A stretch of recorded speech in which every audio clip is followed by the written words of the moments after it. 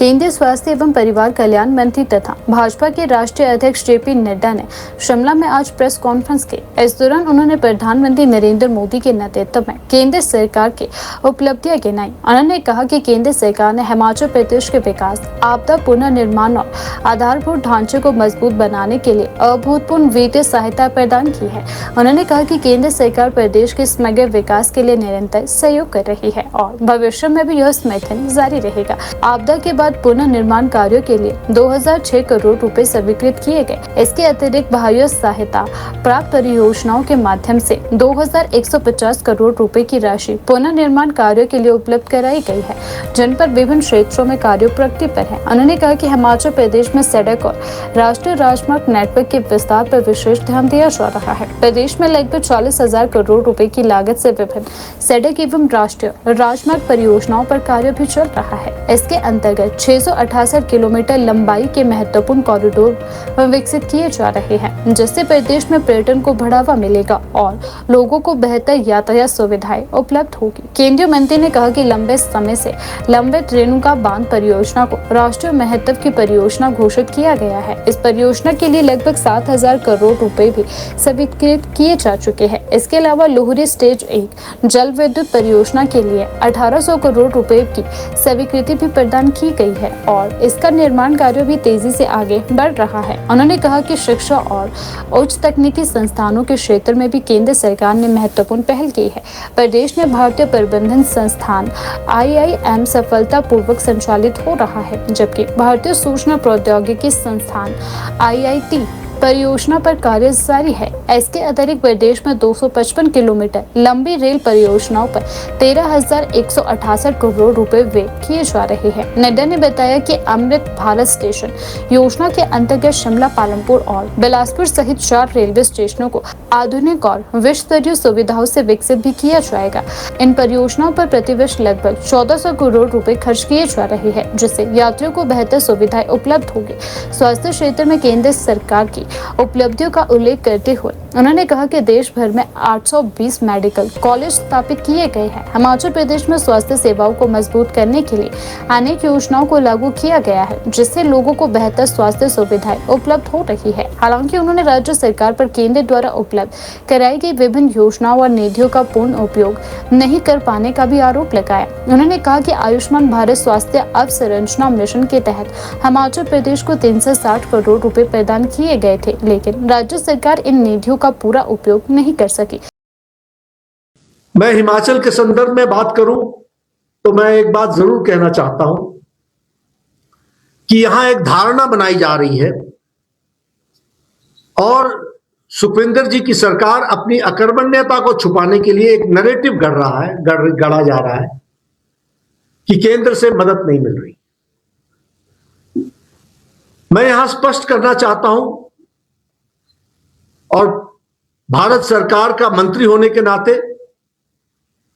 मोदी जी के नेतृत्व में चलने वाली सरकार का एक मंत्री होने के नाते जिम्मेवारी के साथ कहना चाहता हूं कि भारत सरकार ने बढ़ चढ़कर हिमाचल को हमेशा समर्थन दिया है, आर्थिक सहायता दी है और जो ड्यू नहीं है वह भी देने का प्रयास हिमाचल को किया गया है। और मैं यह भी आपके माध्यम से हिमाचल की जनता को बताना चाहता हूं कि भारत सरकार के पास फंड्स की कोई कमी नहीं है और हिमाचल के लिए तो कदापि नहीं है, वैसे किसी के लिए भी नहीं है, लेकिन हिमाचल मोदी जी के लिए विशेष स्थान रखता है, यह आप सब जानते हैं। मैं आपके सामने से कुछ आंकड़े रखना चाहता हूं। 2024-25 के साल में 2,381 करोड़ रुपए स्पेशल असिस्टेंस के रूप में भारत सरकार ने हिमाचल को दिया है। उसी तरीके से 2024-25 में ही NDRF से पोस्ट डिजास्टर रिकवरी के लिए और रिकंस्ट्रक्शन के लिए 2006 करोड़ रुपए अलग से दिए गए हैं और एक्सटर्नली एडेड प्रोजेक्ट में 2,150 करोड़ रिकंस्ट्रक्शन के लिए दिया गया है, रिकंस्ट्रक्शन के लिए दिया गया है। आज नेशनल हाईवेज का जाल बिछाया जा रहा है। 4 लेनिंग में हिमाचल प्रदेश में लगभग 40,000 करोड़ रुपीस स्पेंड हुए हैं और 668 किलोमीटर्स 4 लेन्स बनी है। 668 किलोमीटर्स इंपॉर्टेंट मेजर कॉरिडोर्स पे काम चल रहा है। प्रदेश को क्रिस क्रॉस किया गया है कनेक्टिविटी के दृष्टि से। कीरतपुर से लेकर के मनाली तक, शिमला से लेकर के धर्मशाला तक, पठानकोट से मंडी, शिमला से मटौर, पिंजौर बद्दी नालागढ़, परवाणु सोलन शिमला, ये कुछ प्रोजेक्ट्स हैं जो 4 लेन के माध्यम से हिमाचल प्रदेश को टूरिज्म को बढ़ावा देने के लिए और हिमाचल की जनता को कनेक्टिविटी मिलने के लिए मुख्य रूप से काम हुआ है। हाइडल प्रोजेक्ट की दृष्टि से अगर हम जाने, आप सब पत्रकार रेणुका डैम के बारे में लंबे समय से लिखते रहे। रेणुका डैम को नेशनल इंपॉर्टेंस का प्रोजेक्ट डिक्लेयर कर दिया गया है और 7,000 करोड़ रुपए उसके लिए सैंक्शन हो चुके हैं। हमारे लूरी स्टेज 1 हाइड्रो प्रोजेक्ट के लिए 1,800 करोड़ रुपए सैंक्शन हो चुके हैं और काम चल रहा है। Indian institute of management Sirmaur operational हो रहा है। 531 करोड़ रुपीस उसमें भी खर्च हुए हैं। Indian institute of information and technology Una, इसको 13 अक्टूबर 2022 को डेडिकेट कर दिया गया है।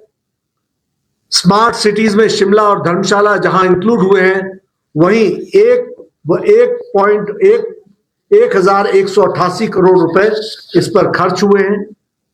उसी तरीके से रेलवेज में इसी साल हिमाचल के लिए 2,911 करोड़ रुपए खर्च हो रहे हैं। 2,911 करोड़ रुपीस। 4 प्रोजेक्ट्स पर काम चल रहा है। 255 किलोमीटर की रेल लाइन में 13,168 करोड़ रुपए खर्च हो रहे हैं। अमृत भारत के स्टेशन 4 स्टेशन को वर्ल्ड क्लास स्टेशंस बनाया जा रहा है, जिसमें अंब अंदौरा आता है, बैजनाथ पपरोला आता है, पालमपुर आता है, शिमला आता है। ये सब वर्ल्ड क्लास रेलवे स्टेशंस बनाए जा रहे हैं। उसी तरीके से वंदे भारत जो 165 से ज्यादा ट्रेन चल रही हैं, उसमें हिमाचल में भी दिल्ली अंब अंदौरा ये ट्रेन ऑपरेशनल है।